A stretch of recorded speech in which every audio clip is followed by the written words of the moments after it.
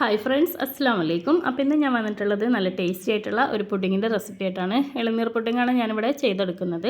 നല്ല ക്രീമി ആയിട്ടുള്ള പുഡിങ്ങാണ്. അപ്പോൾ എല്ലാവരും വീഡിയോ ഒന്ന് സ്കിപ്പ് ചെയ്യാതെ തന്നെ കണ്ടു നോക്കുക. അപ്പോൾ അതിനായിട്ട് ഞാനിവിടെ ആദ്യം തന്നെ ആ ഒരു ഇളനീറിൻ്റെ വെള്ളം എടുത്തിട്ടുണ്ട്. ഞാനിവിടെ 2 ഇളനീർ വെച്ചിട്ടാണ് ചെയ്തെടുക്കുന്നത്. അപ്പോൾ അതിലേക്ക് നമുക്ക് ആവശ്യമായിട്ടുള്ള പഞ്ചസാര ചേർത്ത് കൊടുക്കുക. ആ ഒരു വെള്ളത്തിൻ്റെ മധുരം നോക്കിയിട്ട് വേണം പഞ്ചസാര ചേർത്ത് കൊടുക്കാനായിട്ട്. അതൊന്ന് ചൂടാക്കാനായിട്ട് ഞാൻ മാറ്റി വെച്ചിട്ടുണ്ട്. ആ ഒരു സമയം കൊണ്ട് ഞാനിവിടെ ചൈന ഗ്രാസ് ഒന്ന് മെൽറ്റാക്കാനായിട്ട് വെച്ചിട്ടുണ്ട്. നന്നായിട്ട് തന്നെ നമുക്കിതൊന്ന് മെൽറ്റാക്കി എടുക്കാം.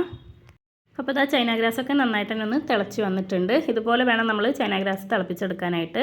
ആ ഒരു സമയം കൊണ്ട് നമ്മുടെ ആ ഒരു ഇളനീറിൻ്റെ വെള്ളവും നന്നായിട്ട് ചൂടായി വന്നിട്ടുണ്ട്. ഇനി അതിലേക്ക് നമുക്ക് ഈ ഒരു മെൽറ്റ് ചെയ്തിട്ടുള്ള ചൈന ഗ്രാസ് ഒഴിച്ചു കൊടുത്ത് നന്നായിട്ട് തന്നെ ഒന്ന് മിക്സ് ചെയ്തെടുക്കാം.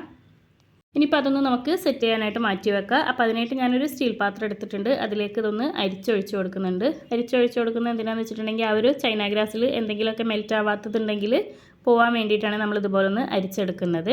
ഇനി അതൊന്ന് സെറ്റായി വരുമ്പോഴത്തേനും നമുക്കിതിലേക്കുള്ള ക്രീം ഒന്ന് റെഡിയാക്കി എടുക്കാം. അപ്പോൾ അതിനായിട്ട് ഞാനിവിടെ ഇളനീർ എടുത്തിട്ടുണ്ട്. എനിക്ക് 2 കപ്പ് ഇളനീറാണ് കിട്ടിയിട്ടുള്ളത്. അപ്പോൾ അത് ഞാൻ ഈ മിക്സിയുടെ ജാറിലേക്ക് ഇട്ട് കൊടുക്കുന്നുണ്ട്. ഇനി നമുക്കിതിലേക്ക് മധുരത്തിന് വേണ്ടിയിട്ട് കുറച്ച് മിൽക്ക് മെയ്ഡ് ഒഴിച്ചു കൊടുക്കാം. ഞാനിവിടെ മിഠായി മേറ്റാണ് എടുത്തിട്ടുള്ളത്. മിൽക്ക് മെയ്ഡോ മിഠായി മേറ്റോ ഏതാണെങ്കിലും കുഴപ്പമില്ല. അപ്പോൾ അത് മധുരത്തിനനുസരിച്ച് എത്രയാണോ വേണ്ടതെന്ന് വെച്ചാൽ അതിനനുസരിച്ച് നമുക്ക് ഒഴിച്ചു കൊടുക്കാം.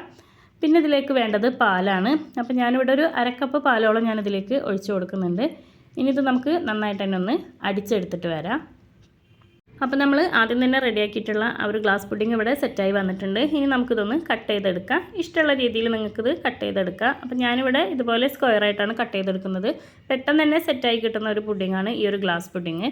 ഇനി ഇത് ഫുള്ളായിട്ട് തന്നെ നമുക്കിതൊന്ന് സെറ്റ് ചെയ്തെടുക്കാം. അപ്പോൾ അതിനായിട്ട് ഞാനിവിടെ ഒരു ട്രേ എടുത്തിട്ടുണ്ട്. അതിലേക്ക് നമ്മൾ കട്ട് ചെയ്തെടുത്തിട്ടുള്ള ആ ഒരു ഗ്ലാസ് പുഡിങ് ചേർത്ത് കൊടുക്കുന്നുണ്ട്. ഇനി ഇതിൻ്റെ മുകളിലേക്കായിട്ട് നമ്മൾ അടിച്ചെടുത്തിട്ടുള്ള ആ ഒരു ക്രീമും കൂടെ ഇതിലേക്ക് ചേർത്ത് കൊടുക്കുന്നുണ്ട്. ഇത് കഴിക്കാനായിട്ട് നമ്മൾ തണുത്ത് കഴിഞ്ഞിട്ട് കഴിക്കുമ്പോഴാണ് കൂടുതൽ ടേസ്റ്റ് ഉണ്ടാവുക. അപ്പോൾ ഒരു അരമണിക്കൂർ നമുക്കൊന്ന് ഫ്രിഡ്ജിൽ വെച്ചിട്ട് സെറ്റ് ചെയ്തെടുക്കാം. അങ്ങനെ ഇതാ നമ്മുടെ ക്രീമി ആയിട്ടുള്ള ടേസ്റ്റി പുഡിംഗ് ഇവിടെ റെഡി ആയിട്ടുണ്ട്. തണുപ്പിച്ചിട്ട് തന്നെ നിങ്ങളിത് കഴിക്കുക. അപ്പോഴാണ് ഈ ഒരു പുഡിങ്ങിന് കൂടുതൽ ടേസ്റ്റ് ഉണ്ടാവുക. അതുപോലെ തന്നെ നമുക്ക് കൂടുതൽ സമയം മെനക്കെടാതെ ഉണ്ടാക്കാൻ പറ്റിയിട്ടുള്ള ഒരു അടിപൊളി പുഡിങ്ങാണ്. അപ്പോൾ എല്ലാവരും ഒന്ന് ട്രൈ ചെയ്ത് നോക്കുക. വീഡിയോ ഇഷ്ടപ്പെട്ടാൽ ലൈക്ക് ചെയ്യുക, ഷെയർ ചെയ്യുക, സബ്സ്ക്രൈബ് ചെയ്യുക.